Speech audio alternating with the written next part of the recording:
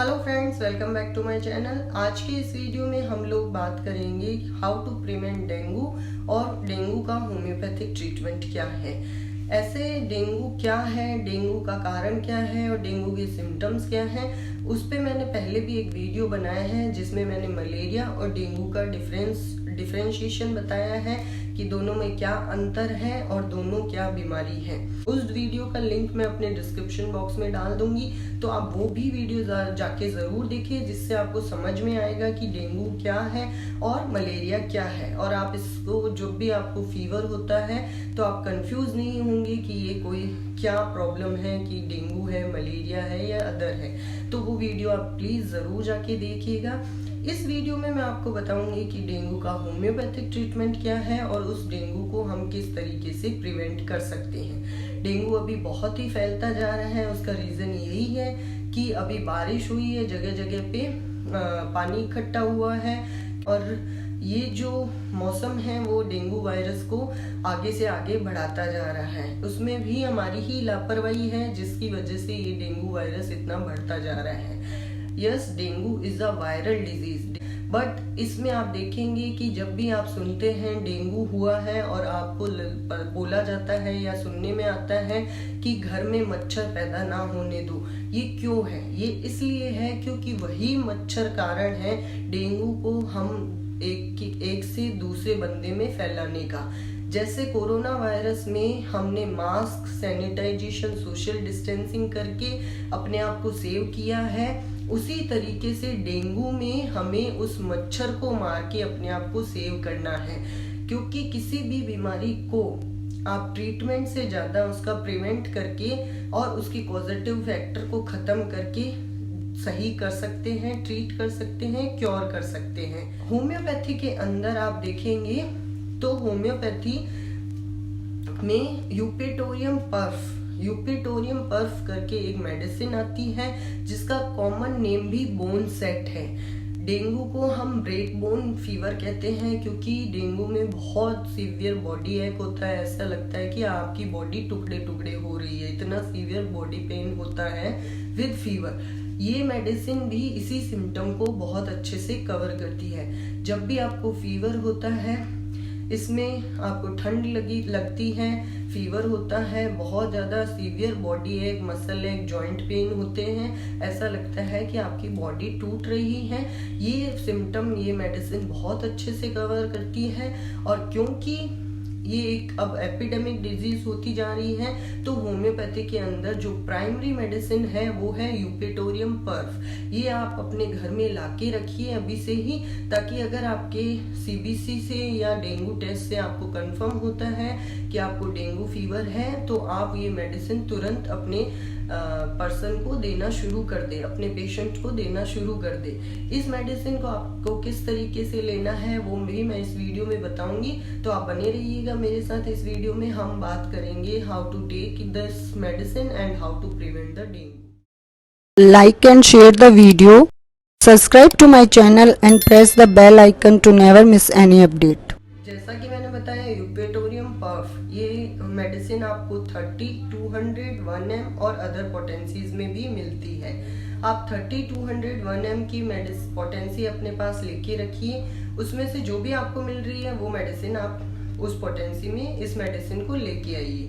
अगर आपको Eupatorium पर्फ 30 potency है, यानी सबसे लो पोटेंसी है, और अगर आपको ये लिक्विड में मिली है, तो आप 10 से 15 बूंद आधे कप पानी के साथ डाल के दिन में 4 बार ले सकते हैं। और अगर आपको ये 200 में मिली है तो आप दिन में 2 बार ले सकते हैं, इसी तरीके से 10 से 15 बूंद आधे कप पानी में डाल के। और 1M में मिली है तो दिन में 1 बार लीजिए। इसी तरीके से अगर आपको ये मेडिसिन उन्होंने ग्लोब्यूल्स में दिए हैं, यानी वाइट जो छोटी गोलियां होती है उनमें डाल के दी है, तो उनमें से 10 से 15 ग्लोब्यूल्स 30 पोटेंसी वाली आप दिन में 4 बार ले सकते हैं। डायरेक्ट अपने जीभ पे रखिए और उसे टॉफी की तरह चूस लीजिए। अगर आप ये कोई लिक्विड में मिलती है तो इसमें आपका एक बेनिफिट ये रहेगा कि आपका फ्लूइड इनटेक भी होता रहेगा।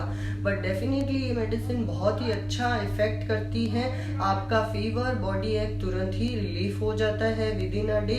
और जब आप अपना सीबीसी रिपीट भी करवाते हैं तो आपकी प्लेटलेट काउंट में भी इंक्रीज होता है। Prevention is better than cure, जैसा कि हमने कहा है prevention is better than cure. तो डेंगू वायरस को प्रिवेंट करने के लिए हमें उसका जो पॉजिटिव फैक्टर है उसे खत्म कर देना होगा, जिससे कि ये वायरस आगे से आगे नहीं फैलेगा।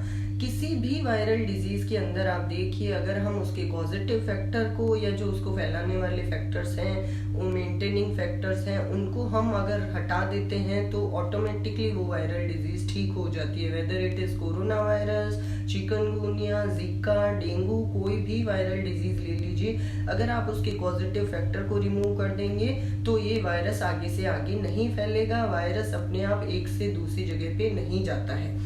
तो इसमें भी इसका जो मेन रीजन है वो है मच्छर। ये एक मच्छर ऐसा है जो हमें इस डेंगू वायरस को इतना फैलाए जा रहा है। इस मच्छर को अगर हम खत्म कर देंगे, इसकी जनरेशन नहीं आगे चलने देंगे या उसकी जनरेशन को हम खत्म कर देंगे तो हम डेंगू वायरस से बच सकते हैं। इसीलिए आपने देखा होगा कि गवर्नमेंट भी इस टाइम में एंटी लार्वल एक्टिविटीज करती है। इस एंटी लार्वल एक्टिविटीज में यही होता है, आपको यही एजुकेट किया जाता है, समझाया जाता है कि अगर आपके घर में, आसपास में या कहीं पे भी इकट्ठा पानी है तो उस पानी को वहां से हटा दे। पानी कहीं पे भी इकट्ठा नहीं होने दे, चाहे वो साफ पानी ही क्यों ना हो, क्योंकि ये जो मॉस्किटो है वो साफ पानी में, स्थिर पानी में अपने अंडे देता है, लार्वास देता है। अगर अपन वो पानी ही नहीं होने देंगे वहां पे तो मच्छर अपने लार्वास पैदा नहीं कर पाएगा और लार्वास से आगे वापस मॉस्किटो नहीं बन पाएंगे। तो जब हम उनकी ये चेन, ये साइकिल तोड़ देंगे तो वायरस, जो डेंगू का वायरस है, वो भी एक 1% टू अदर पर्सन फैलने से रुक जाएगा। तो हमें उस मॉस्किटो को हटाने के लिए, खत्म करने के लिए कहीं पे भी पानी इकट्ठे नहीं होने देना है। एक जो सेकंड हमारा सोच रहता है, मैंने देखा है कॉमनली सभी रात में ये जो ऑल आउट, मॉर्टिन वगैरह है, इंसेक्ट रेप्लिकेंट्स हैं, या उनको हम चला के सोते हैं कि हमें नींद अच्छी आएगी, हमें रात को मच्छर नहीं काटेंगे। बट ऐसा नहीं है, ये मच्छर आपको दिन में भी काट सकता है और काटता है। दिन में ही ये सबसे ज्यादा मच्छर आपको काटता है।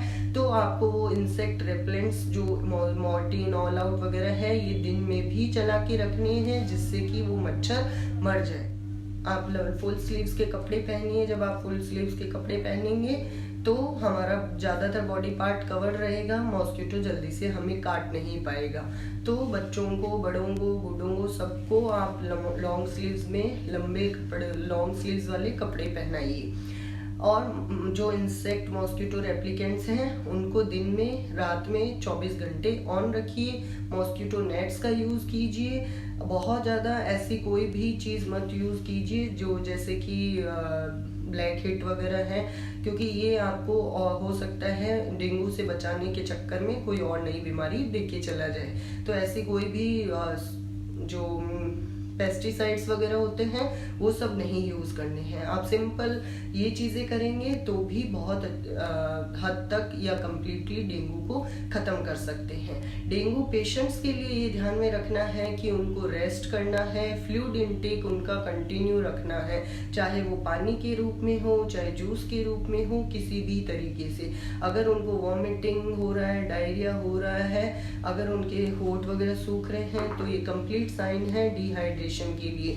तो आप डिहाइड्रेशन ना होने दें, उसके लिए फ्लूइड इनटेक करते रहें, चाहे पानी ही पिए, बट आपको पानी पीते रहना है। और अपना अल्टरनेट डे सीबीसी टेस्ट करवा लीजिए, जिसमें प्लेटलेट काउंट से आपको पता चलेगा कि आपकी प्लेटलेट्स कहाँ कितनी बढ़ी है। तो ये जरूरी है। एज सच डेंगू से बचने के लिए 5 से 7 दिन तक उस डेंगू पेशेंट के अंदर वो वायरस एक्टिव रहता है। तब तक के लिए आप कोशिश कीजिए कि कोई भी मॉस्किटो उनको ना काटे और कोई भी मॉस्किटो आपको ना काटे। एक जो मेन चीज ध्यान में रखनी है, अगर आपके घर में कोई ट्रेवलर है, मतलब वो कहीं किसी कहीं बाहर गए हैं घूमने के लिए या कहीं और गए, ऐसी जगह पे गए हैं जहाँ डेंगू बहुत फैला हुआ है, तो हो सकता है जब वो आए हैं वो कैरियर हो गए हों डेंगू के। ज़रूरी नहीं है उनके अंदर वो सिम्टम हो, बट वो कैरियर्स हो सकते हैं। तो कम से कम 3 हफ्ते तक वो अपने आप को बचा के रखे कि उन्हें कोई मॉस्किटो ना काटे। उसके लिए सिर्फ यही है कि उनको यही मॉस्किटो नेट्स वगैरह, रेप्लिकेंट्स वगैरह यूज़ करने होंगे, और थोड़ा अपने घर वालों से भी बच के, मतलब फुल लेंथ के कपड़े पहने ताकि घर वालों को ये डेंगू वायरस ना मिले। क्योंकि हो सकता है आपको सिम्टम नहीं आए हैं, आप बाहर से आए हैं, आप डेंगू लेके आ गए होंगे वायरस, और अगर आपको मॉस्किटो ने काट लिया तो आपके बाकी घर वाले जो हैं उन्हें हो सकता है।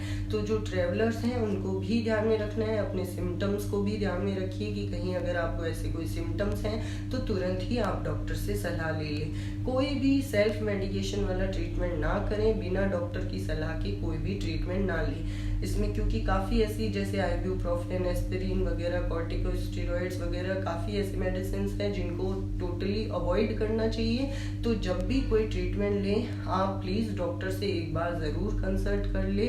अगर आपको मेरे से डेंगू या अदर बीमारी के रिगार्डिंग कोई भी इंफॉर्मेशन, कंसल्टेंसी चाहिए तो आप मुझे मेल कर सकते हैं, और आप चाहें तो मुझे व्हाट्सअप मैसेज कर सकते हैं। उन दोनों की ही डिटेल्स मेरे अबाउट सेक्शन में है और मैं नीचे भी डाल दूंगी डिस्क्रिप्शन में भी, तो आप वहां से मुझे प्लीज़ व्हाट्सएप के अंदर मैसेज कीजिए।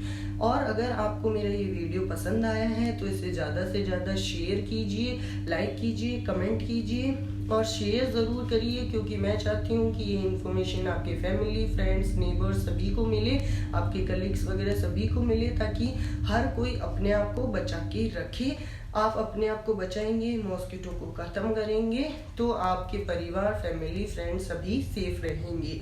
जैसे हमने कोरोना में भी mostly sanitisation, social distancing, masking से अपने आप को बचाया और अपने आसपास के लोगों को बचाया, वैसे ही हम डेंगू वायरस से भी सभी को बचा सकते हैं।